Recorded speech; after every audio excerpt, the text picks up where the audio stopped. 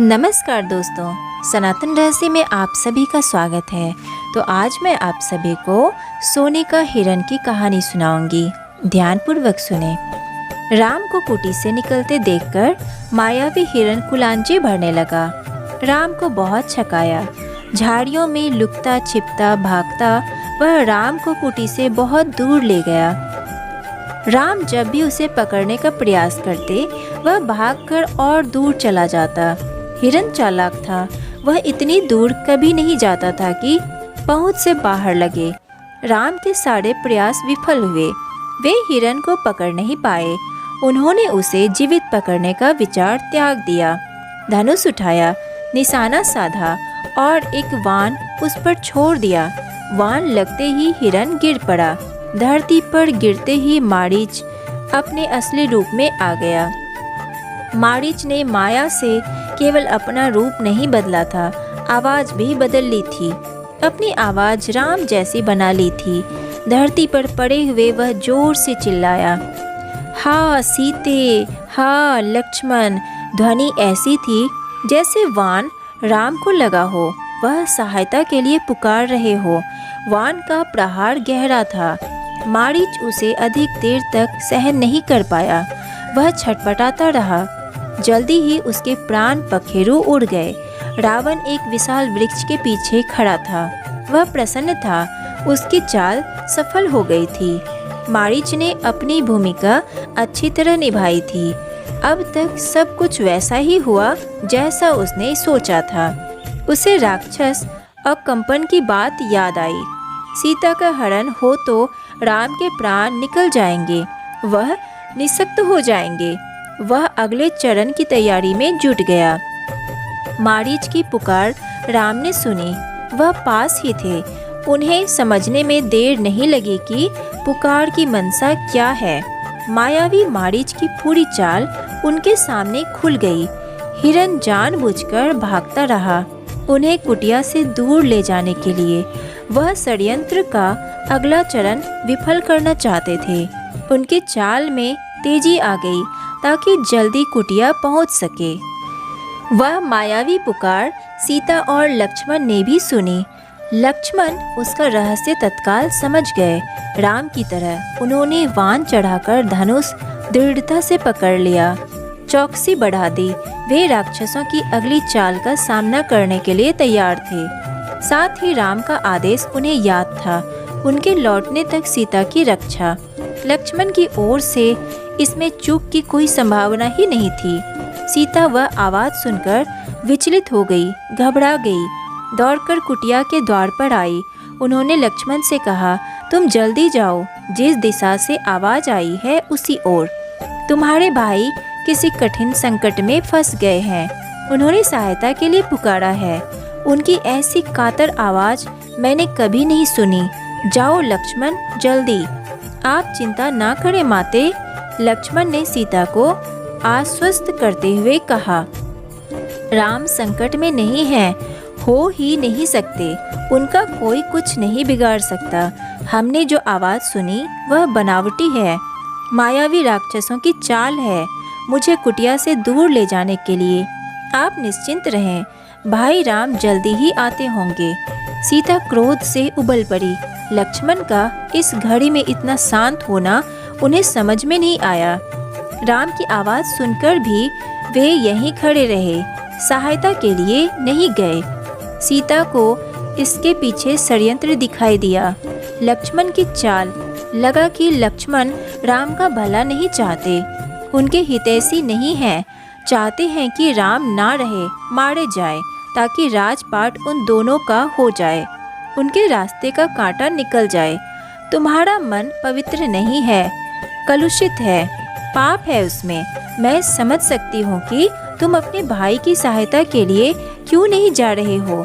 सीता ने यहाँ तक कह दिया कि कहीं वे भरत के गुप्तचर तो नहीं हैं।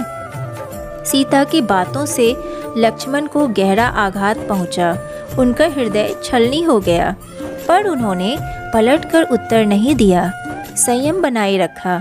सिर झुकाकर सब चुपचाप सुन लिया। वे सीता की पीड़ा समझ पा रहे थे। केवल इतना बोले, हे देवी, यह राक्षसों का छल है। खर दूषण के मारे जाने के बाद वे बौखला गए हैं, किसी तरह हमें से बदला लेना चाहते हैं।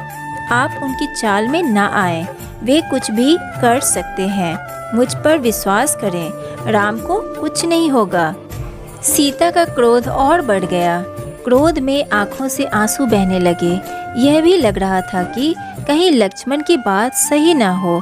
यह डर था कि राम से बिछोह ना हो। उन्होंने कहा, राम से बिछुड़कर मैं नहीं रह सकती, मैं जान दे दूंगी। हे लक्ष्मण, तुम उन्हें लेकर आओ। लक्ष्मण राम के लिए राम की आज्ञा का उल्लंघन कर रहे थे। उन्होंने सीता को प्रणाम किया और राम की खोज में निकल पड़े। लक्ष्मण के जाते ही रावण आ पहुंचा। तपस्वियों जैसा जटाजूट, वैसे ही वस्त्र। सीता ने साधु समझकर उसका स्वागत किया। रावण ने सीता के स्वरूप, संस्कार और साहस की प्रशंसा की। उसने सीता का परिचय प्राप्त करने के बाद कहा, सुमुखी, मैं रावण हूँ, राक्षसों का राजा, लंकाधिपति।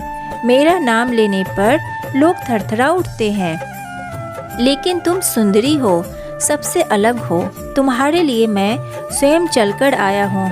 मेरे साथ चलो, सोने की लंका में रहो, मेरी रानी बनकर। सीता क्रोधित हो उठी, कहा, मैं प्राण त्याग दूंगी, लेकिन तुम्हारे साथ नहीं जाऊंगी। मैं राम की पत्नी हूँ, वे महाबलशाली हैं।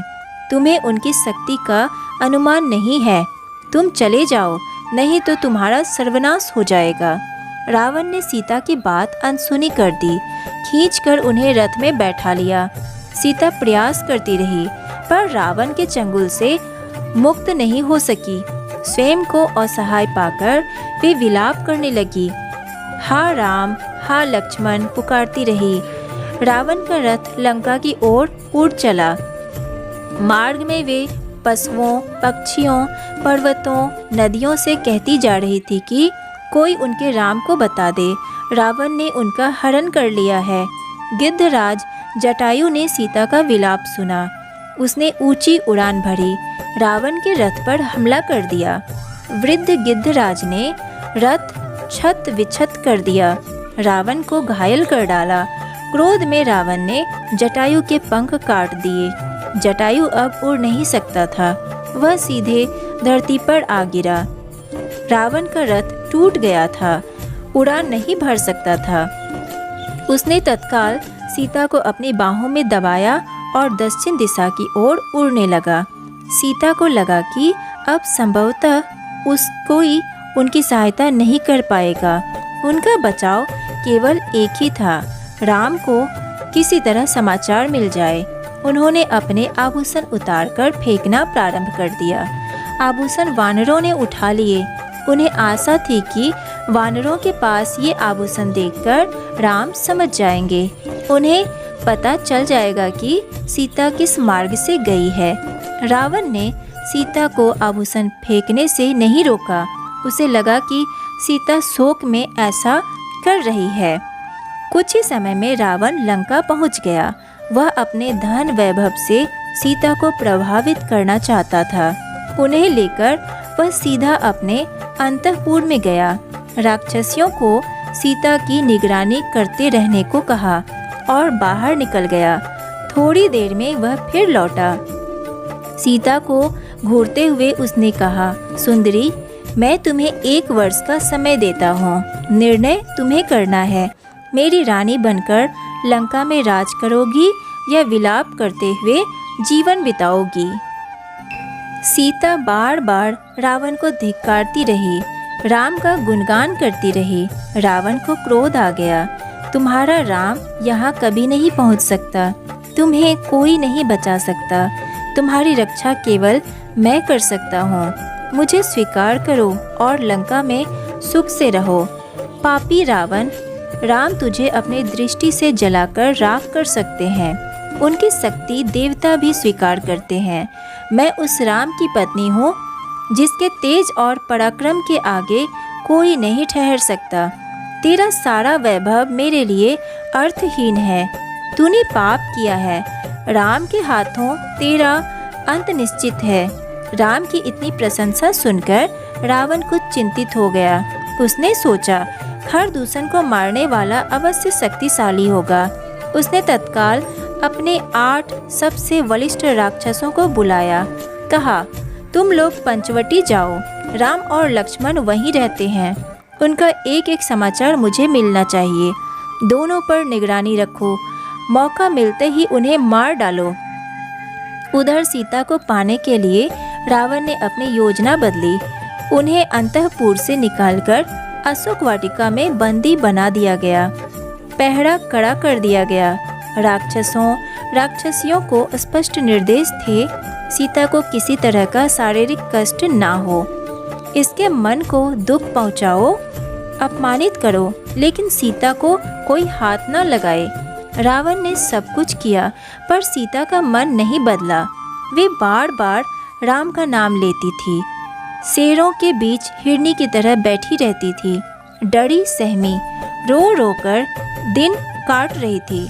सोने के हिरन ने उन्हें सोने की लंका में पहुंचा दिया था। यहाँ से उन्हें राम ही बचा सकते थे। तो आज के लिए बस इतना ही। इससे आगे की कहानी मैं आपको नेक्स्ट वीडियो में सुनाऊंगी। तो वीडियो को लाइक कीजिए, सनातन रहस्य को सब्सक्राइब कीजिए और ज़्यादा से ज़्यादा शेयर कीजिए। राधे राधे।